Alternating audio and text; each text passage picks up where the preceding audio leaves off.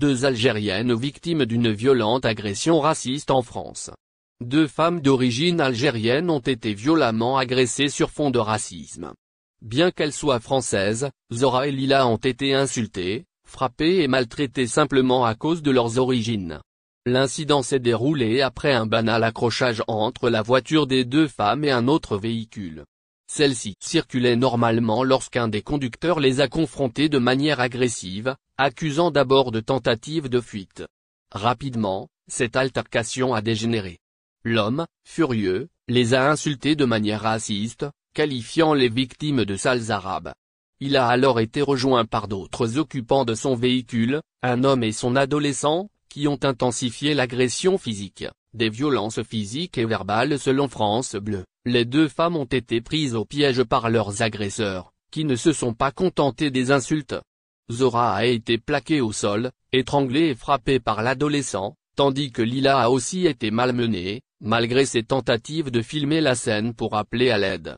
La situation est devenue insupportable, mais les agresseurs ont finalement relâché leurs victimes lorsque des témoins ont appelé la police.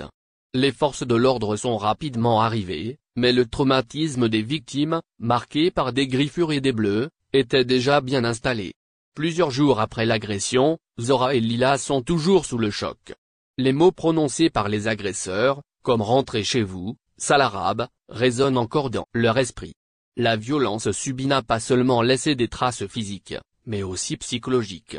Les 2 femmes ont choisi de partager leur expérience afin de dénoncer le climat de haine raciale qui semble se développer dans certaines régions de France. Leur démarche vise à sensibiliser l'opinion publique et à rappeler que de tels actes ne peuvent pas être minimisés. Face à cette agression raciste, Zora et Lila ont décidé de porter plainte. Elles veulent que justice soit faite et espèrent que ce genre de comportement ne restera pas sans conséquences. Elles sont soutenues par un avocat et bénéficient également d'un suivi médical.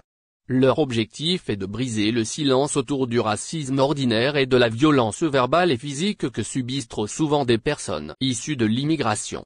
Cela devient un langage commun, mais ce n'est pas normal, souligne Lila, qui insiste sur la nécessité de ne pas laisser ce phénomène grandir sans réaction. Les victimes appellent également à une prise de conscience collective. Nous vivons dans une société tendue, et ces incidents ne font qu'alimenter la haine, ont-elles affirmé. Elles réclament que les autorités prennent des mesures plus fermes pour combattre le racisme et les violences qui en découlent. La société, selon elles, doit changer et lutter contre l'impunité de tels